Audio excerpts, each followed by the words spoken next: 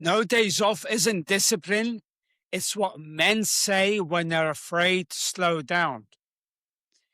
You know what's interesting about the phrase, no days off? It sounds like discipline. It feels like commitment, but it's actually language of someone who doesn't trust himself. Your jaw's tight right now. You didn't even notice. Welcome back to Iron Suits, where strength wears a crown. I am your host, Marwan Kilu. Today, we are dismantling one of the most glorified lies in performance culture. Now, I'm not talking about work ethic because you already have that. I'm talking about the framework you're using to apply it. Because when you say no days off, what you're really saying is if I stop, I'll lose. That's not a strategy. That's fear dressed as discipline.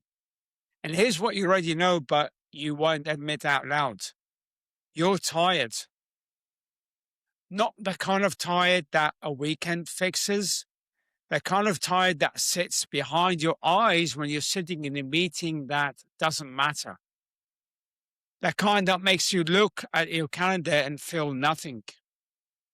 The kind that turns coffee into a requirement instead of a preference. You're running the same pattern you ran to build everything you have. Except now it's not building anything. It's just running. You tell yourself you feel better once this quarter closes. Let me tell you what happened. You learn that effort compounds, right? That showing up on effort when others don't is the edge. That consistency separates the serious from the casual. And you are right. That worked. You built a business, a reputation, a life most people would only think about. But somewhere along the way, you stopped distinguishing between effort that builds and effort that just continues. You started treating your body the way you treat an underperforming employee. Push harder, demand more, accept no excuses. Except your body is not an employee. It doesn't respond to pressure the way a P&L does. It doesn't care about your quarterly goals. And when you override it long enough, it just stops sending you signals. Right? It starts breaking. Here's the thing about no days off.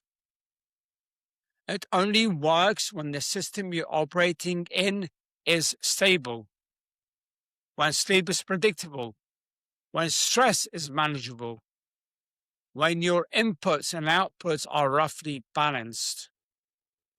But your life isn't stable. You're in back-to-back time zones. You're negotiating term sheets at midnight. You're holding tension that most people will never understand. And you're trying to apply a recovery strategy designed for someone who works 9 to 5 and has weekends.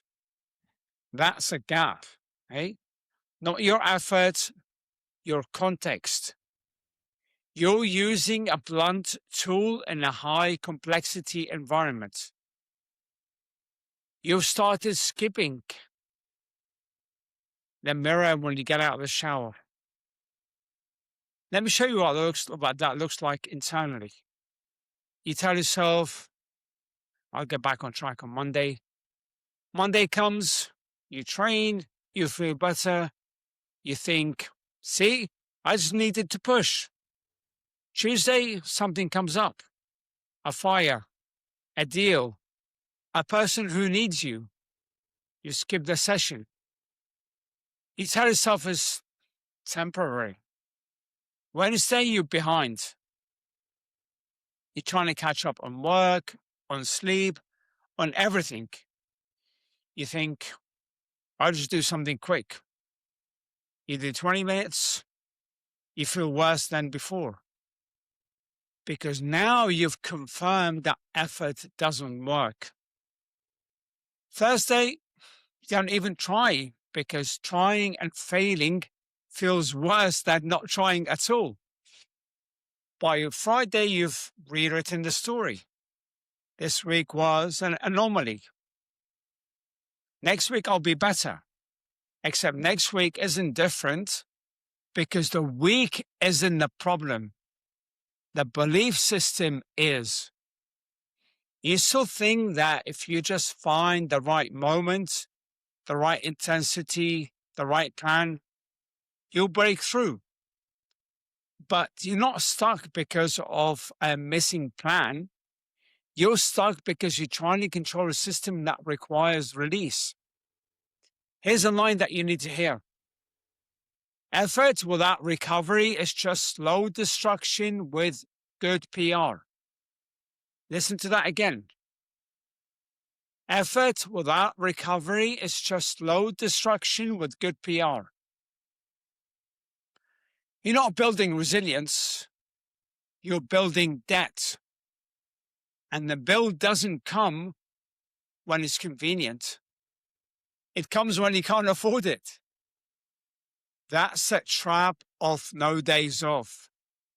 It feels like you're staying ahead, but you're actually falling behind at a rate you cannot see until it collapses. Now, let me tell you what you're thinking right now. But I don't have time to rest. If I take a day off, I'll lose momentum. Other people are grinding while I'm recovering. I know. Because that's the same logic that got you here, and it's the same logic that will keep you here. You think rest is a luxury, a reward for people who've earned it. But rest is structural. It's not a break from the work, it's part of the work. The same way you wouldn't run a company without reviewing financials, you can't run a body without reviewing capacity. But you don't review, you override. Because reviewing would mean admitting that you're not operating at a level you think you are. And that admission feels like weakness. So you keep going. You keep saying no days off. You keep treating your body like it's optional until it forces you to stop. You looked at a photo from 2 years ago last week and you didn't recognize the person looking back. Let's talk about what happens when you finally do stop. Not because you chose to, because you had to. You get sick, you pull something, you wake up one morning and you're back when you stand up straight. And I've had that. I've had that before. When coming back, gosh, I can write a book about the stuff that I've done. I've come back from a holiday one time, 3 weeks of no training, no eating, proper structured eating. I no exercise at all, apart from just staying in the pool, going down to the pool and back up from the pool, straight into banded deadlifts and banded squats. Bing! Very first rep that I did on the banded squats. I couldn't bend down to tie my shoelaces for over a month. I kid you not. I had to get my wife to tie my shoelaces. Every time I tie my shoelaces, I'd like shake. My body's like trying to go down to like shaking to go down, right?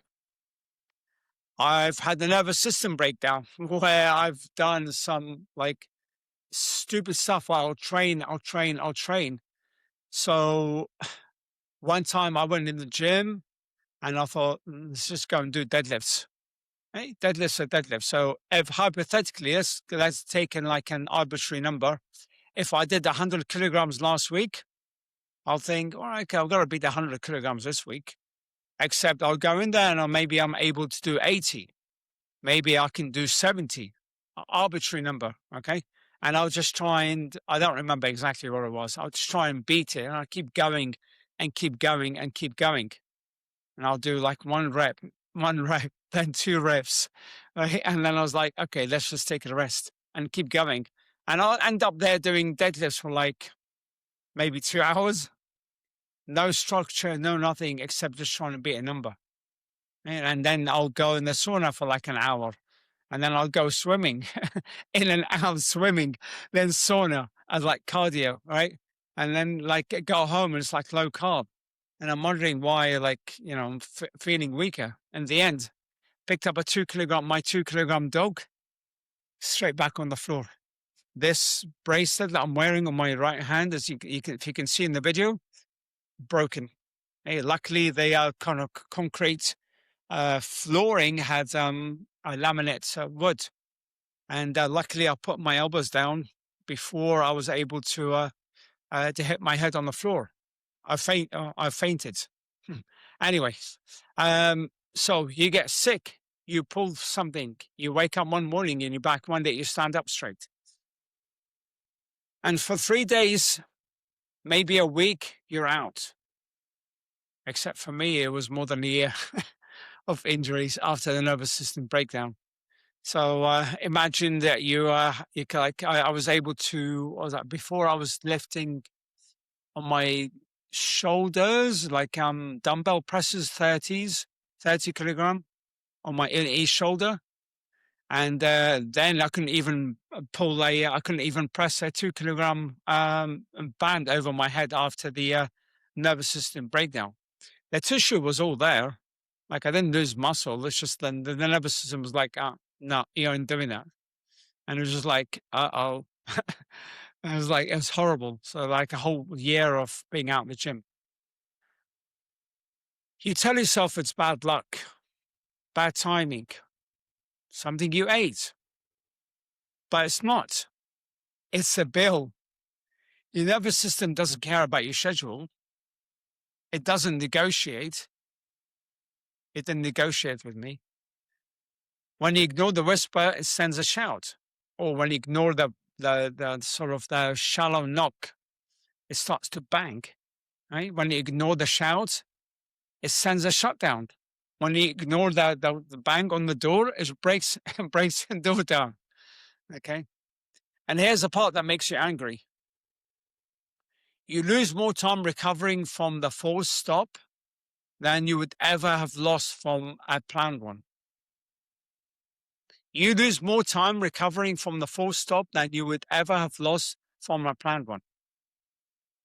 But you still go back to the no days off once you're functional again.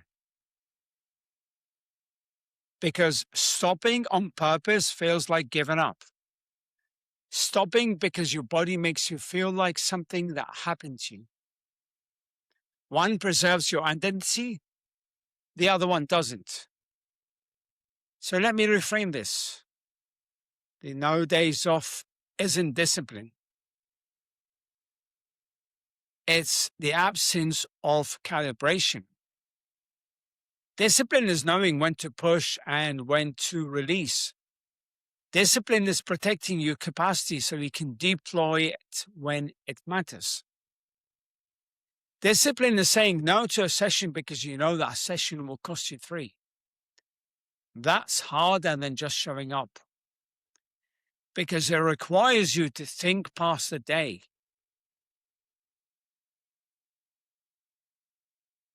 Sorry. I mean, never mind. And most people who say no days off are only thinking about today. They're trying to win the day. But you don't need to win the day. You need to win the decade. Longevity. And you can't do that by treating every day like it's the last one. Here's a question that you should be asking. Not how do I stay consistent, but what does consistency actually require in my life? Because consistency for you doesn't look like consistency for something else. Consistency for me doesn't mean consistency for my son, my 18-year-old son. Hey, we both have different recoveries, capabilities, different, schedules. Somebody who's 18 is able to function on 3 hours of sleep, go in the gym, and hit a PR. Somebody who's like us might be able to go to the gym and do a session, but not push too hard because it's going to cost them. You're not training for a marathon. You're not trying to hit a PR. You're trying to show up in business, in your relationships, in your life without your body being the thing that limits you. That requires a different framework. One starts with this. Your recovery needs to match your stress. Not your ideal stress, your actual stress. If you're on a plane twice a week, sleeping 4 time zones away from home and holding the cognitive load of 50 people's livelihoods, your recovery can't look like a rest day and a massage. It has to be structural, built into the week, protected, non-negotiable. The same way that you protect board meetings, the same way you protect revenue calls. Because if you don't, your body will protect it for you. And it won't ask for permission. Let me tell you what this looks like when you get it right. You stop trying to train every day. You start training in cycles.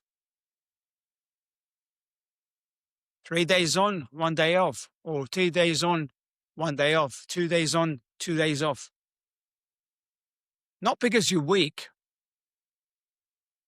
because you're optimizing your output over time, not output today. You stop measuring success by what you did. You start measuring it by what you can do again tomorrow. You stop treating soreness like a badge. You start treating it like information. So for me today, I've done Monday and Tuesday. Today is Wednesday. I trained Monday and Tuesday, and today I am very sore, really sore. I thought about going to the gym today because tomorrow is my wife's birthday, and because we're going out late at night, so I thought, well, I'll go tomorrow. But I woke up in the morning, I was like, no, that's just too much. I feel really sore, and if I go in again, I've got another session on Friday. And I'm just going to cost me I can do it. I can do it, but it just means that I won't be able to train as hard for the next few days. So I was like, no, we'll go on, we'll go on Thursday. And Thursday just happens to be legs day. Okay. You stop treating soreness like a badge and you start treating it like information. And here's what happens. You don't lose momentum. You gain clarity. You don't fall behind. You pull ahead. Because while everyone else is grinding themselves into the ground, you're compounding. Not effort, capacity. Here's the last thing. You spend your entire career learning how to optimize systems, how to find inefficiencies, how to cut waste, how to build leverage. But you've never applied that to your body. You've treated it like a fixed asset, something that should just work. And now you're confused why it's not working. Because you're operating like effort is the variable. But effort was never the variable. Recovery is. And until you treat recovery with the same rigor you treat revenue, you're going to stay in this cycle, trying harder, getting less, and blaming the plan. You already cancelled on someone this month because you were too tired to show up as a version of yourself you want them to see. No days off sounds like a winning strategy. But it's what people say when they haven't learned to design around their actual constraints. It's a volume play.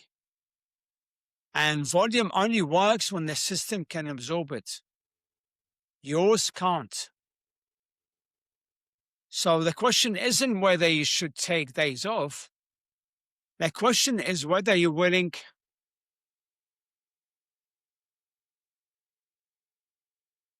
The question isn't whether you should take days off. The question is whether you're willing to build a system that doesn't require you to prove yourself every single day. Because if you're not, you already know how this ends. You've seen it. You've lived it. You've lived it. And you can't, and you'll keep living it until you decide that protecting your capacity matters more than proving your effort. That's a gap. Not between effort and results, between intelligence and ego. Build the system that protects your capacity, or keep proving yourself every day until your body proves you wrong. That's all I've got for you today. I hope this show was helpful. If it was, make sure you share it with another leader. As iron sharpens iron, so one man sharpens another. Leave me a review on iTunes, whether it's good or bad. I'd love to hear from you. Subscribe to the show so that you get notification as soon as an episode goes live. And follow me on my socials. I'm on Facebook under Marwan Kilu and LinkedIn under Marwan Kilu Fitness. You can even watch this episode on YouTube under Marwan Kilu. Till next time, have a great day. Talk to you all soon.